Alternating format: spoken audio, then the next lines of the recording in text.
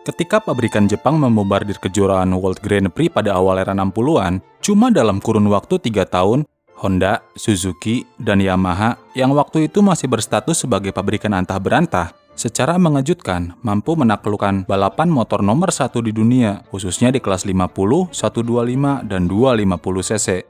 Tapi wait, kenapa sih effort pabrikan Jepang tadi kok kerasa mentok di kelas 250 cc doang, Kang? Emangnya nggak ada gitu yang sejak awal pasang target buat menang di kelas yang lebih tinggi kayak 350 atau 500 cc gitu?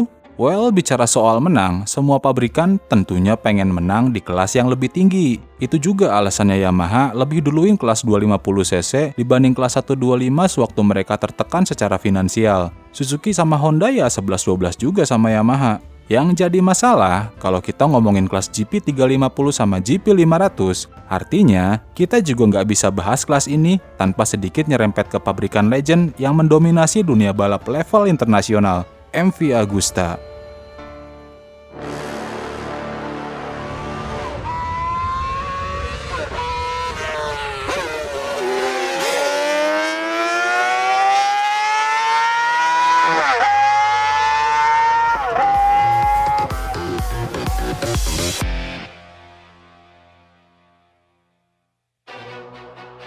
Aslinya, di awal mulai ikut serta di kejuaraan GP, kelas 250cc adalah gol utama yang harus direbut Honda dari MV Agusta, kontender yang dianggap paling kuat waktu itu. Tapi setelah Honda ikutan kelas GP 250 musim 60 bareng RC161, tim Honda dikejutkan dengan fakta yang bisa bikin engineer mereka di Jepang tersenyum lebar. Ternyata, MV Agusta nggak segokil yang mereka kira sebelumnya. Bahkan dengan motor 250cc pertama Honda di balapan GP, RC161, yang basically itu RC143 125cc yang mesinnya dilakban jadi satu, mereka sukses bikin tim yang dipimpin sama Count Agusta tadi auto kepuyengan. In fact, satu-satunya yang bikin Honda gagal mendapatkan titel GP 250 di musim ini, ya karena mereka itu cuma ikutan di beberapa seri aja, nggak full season. So, ketika Honda bikin RC162 buat musim 61 dengan ubahan tipe sasis, upgrade mesin, plus ikutan balap secara full season, ya udah, bye-bye MV Agusta. Musim selanjutnya, Scuderia MV Agusta akhirnya memutuskan buat exit dari kelas 250cc dan pilih fokus ke kelas GP 350 sama GP 500 yang waktu itu relatif masih minim kompetitor. Sementara dari sisi Honda, setelah sah menjadi juara dunia GP 250 musim 61, salah satu rider utama mereka, Jim Redman, menyadari ada keanehan lainnya di kelas ini. Menurut pebalap asal Rhodesia tersebut, lap time kelas GP 250 Honda itu aslinya nggak jauh beda sama lap time MV Agusta 350 yang ditunggangi sama Gary Hocking. So, menurut Jim Redman sama Honda, kenapa kita nggak bikin sekalian aja yang versi 350cc-nya? Ya nggak? Kalau bisa juara kan lumayan tuh nambahin exposure. Dan iya, begitulah awal mula keikutsertaan Honda di kelas GP 350. Awalnya Honda RC170 yang bakal jadi jagoan Honda buat ikutan kelas 350cc itu pakai mesin 250cc yang di bore up ulang. Kalau sebelumnya motor 250cc mereka itu pakai piston 44 mili, sekarang jadi 47 mili. Hasilnya adalah mesin 4 silinder dengan kapasitas 285cc, jauh di bawah kapasitas mesin MV Agusta 350 yang ada di angka 349cc. Tapi bahkan dengan mesin beraroma coba-coba ini, Jim Redman mampu menempel ketat Mike Hellwood yang waktu itu masih jadi rider utama MV Agusta. Sayangnya RC170 ini masih punya kekurangan dalam hal akselerasi dan tenaga putaran bawah yang agak lemot. So, buat sisa musim 62 mendatang, Honda memutuskan bikin motor baru dengan nama RC171. Meskipun masih sama-sama 4 silinder, Honda RC171 ini pakai detail mesin yang jauh berubah dari versi lawas. Pistonnya pakai 49 mili dengan langkah stroke 45 mili, sehingga menghasilkan kapasitas mesin 339 cc. Meskipun lebih kecil dari MV Agusta, tapi tenaganya justru lebih powerful. Soalnya diklaim tembus 56 horsepower di putaran 12.500 rpm. Bandingin sama MV Agusta yang versi finalnya aja cuma bisa menghasilkan tenaga sekitar 50 horsepower. Bareng RC171, Honda dan Jim Redman sukses bikin malu MV Agusta seolah mereka itu nggak pernah mendominasi balapan GP. Duet Jim Redman dan Tommy Robb memenangkan 5 dari 6 seri yang dilombakan di musim 62. Dan berawal dari RC171 ini juga dimulai dominasi Honda di kelas GP 350 selama 5 musim berturut-turut. yaitu 62, 63, 64, 65, dan juga musim 1966. Dan saya nggak pakai bahasa hiperbola loh ya di sini. Soalnya yang dikalahkan sama Jim Redman dan kawan-kawan dalam dominasi Honda tadi bukan rider yang namanya itu masih merah di kolom Wikipedia, bukan. Tapi yang dikalahkan Honda di kelas 350cc itu adalah rider legendaris yang sampai sekarang dikenal sebagai talenta terbaik di balapan GP. Dan yang satunya lagi adalah rider yang rekor title juaranya mungkin gak bakal bisa disamai sama pebalap MotoGP modern sekarang ini. Honda RC172 yang merupakan pengembangan dari RC171 sukses memenangkan titel. Begitupun dengan RC173 yang didevelop berbarengan sama RC181 500cc. Ini juga memenangkan titel. So, melihat tren tadi, titel ke-6 pastinya bakal dengan mudah dimenangkan sama Honda, ya kan? Well, nggak begitu juga. Di musim 66, Yamaha yang jadi kompetitor terbesar Honda di kelas 250cc memperkenalkan motor 350cc V4 engine yang berbasis RD05A. Motor ini cuma turun di GP Jepang pada seri terakhir musim 66 dan langsung keluar sebagai juara di balapan tadi.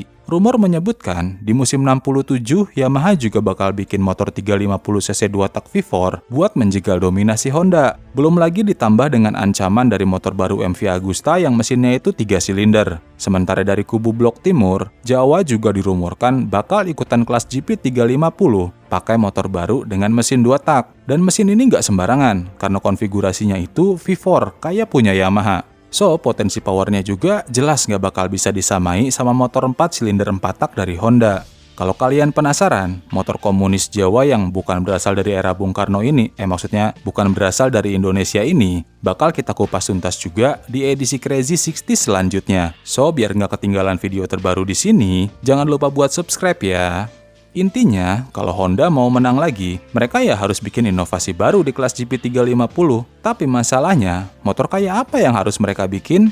Nah, jawabannya ternyata bukan datang dari Honda San, Irimajiri, atau engineer Honda lainnya, tapi dari rider baru di tim Honda, Mike Hailwood. Di musim 66, Mike Hailwood sukses mendominasi kelas GP 250 dengan rekor 10 kemenangan beruntun bareng motor legend RC166. Rekor yang baru bisa dipecahkan rider alien kayak Marc Marquez hampir 4 dekade kemudian. Karena menganggap racikan sasis sama mesin 250cc 6 silinder RC166 itu luar biasa, bahkan di beberapa race bisa mengalahkan lap time RC173 yang ada di kelas 350cc. Mike Hailwood kemudian bikin request ke engineer Honda buat bikin RC166 yang versi 350cc-nya. Mau versi bore up-nya kek, stroke up-nya kek, bodo amat kata Hailwood. Yang penting berbasis RC166. Dan nantinya, RC166 versi upgrade inilah yang bakal dipakai rider berjuluk Mike the Bike ini di kelas GP 350. Proyek ini dimulai pada Agustus 1966, dengan target selesai sebelum race pertama di musim 67 dimulai. Karena waktu development yang sangat mepet tadi, akhirnya engineer Honda cuma bisa bikin mesin baru dengan kapasitas yang cuma 290cc doang. Ini didapat dengan cara stroke up crankpin mesin RC166 dengan langkah stroke 37,5 mm.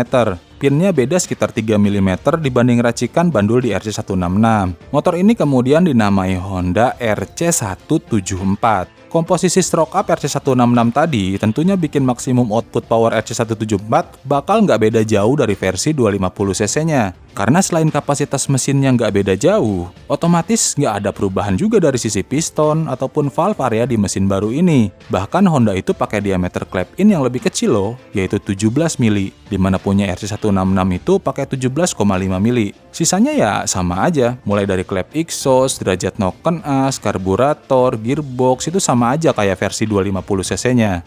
Tapi mesin begini juga punya potensi lain, berupa power yang lebih ngisi di putaran rendah dibanding RC166. Begitupun sama peak powernya, juga berpotensi bisa diraih di RPM yang lebih rendah dibanding versi 250cc-nya. Terbukti, soalnya RC174 ini punya tenaga maksimum sekitar 65 horsepower di putaran 17.000 rpm, di mana RC166 meskipun tenaganya itu cuma selisih sekitar 3-5 horsepower, tapi harus diraih di putaran mesin yang lebih tinggi. Suara knalpotnya juga agak beda dari RC166. Kalau yang versi 250cc-nya itu suaranya kayak orang teriak-teriak sampai kadang batuk-batuk.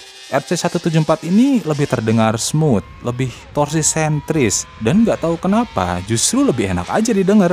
Meskipun RPM-nya ya jelas nggak semain blowing RC166 apalagi RC149 yang kita bahas di video sebelumnya. Gimana menurut kalian soal suaranya? Meskipun powernya justru lebih rendah dari RC173 4 silinder, tapi Mike Halewood nggak ada masalah sama mesin ini. Soalnya RC174 ini masih punya senjata andalan lain buat ikutan kelas GP350.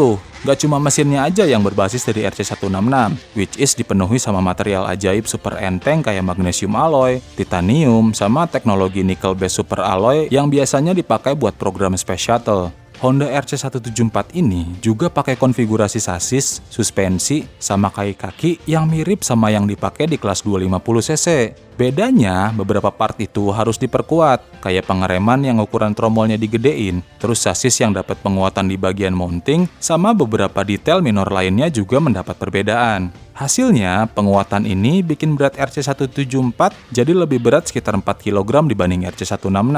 Tapi kabar baiknya, RC174 itu jauh lebih enteng dibanding RC173 yang berbasis sama RC181 di kelas GP500. Kalau bobot RC173 itu tembus 144 kilo, nah RC174 ini cuma sekitar 118 kg doang. Berarti bedanya itu sekitar 26 kiloan ya. Gokil jauh banget. Thanks untuk basisnya yang pakai RC166. So, gimana pencapaian RC174? Well, di musim 67 yang jadi ketakutan Honda di musim sebelumnya ternyata nggak kejadian sama sekali. Yamaha justru pilih fokus ke kelas GP125 sama GP250. Sementara kelas 350 itu mereka nggak jadi ikutan full season. Sementara itu Jawa cuma baru sekedar ngetes-ngetes doang motor V4 barunya. Praktis lawan Honda sama Mike Halewood di kelas ini ya cuma 2 combo MV Agusta sama Giacomo Agostini doang. Di race perdana GP Jerman Barat, RC174 bareng Mike Halewood meninggalkan Giacomo Agostini sekitar 1 menit.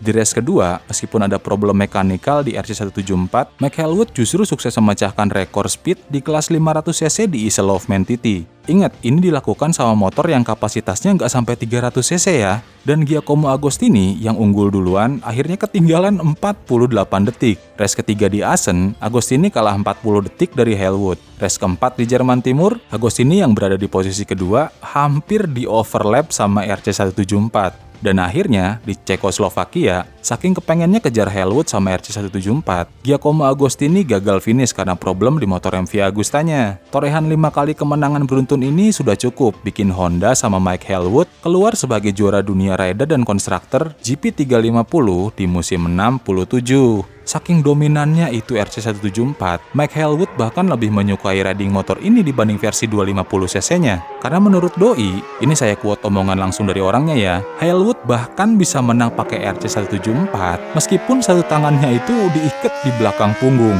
Kalau yang ngomong juara dunia 9 kali, terus punya julukan Mike the Bike, sekaligus dianugerahi gelar MotoGP Hall of Fame, maka kesimpulannya itu ya cuma satu, what a machine.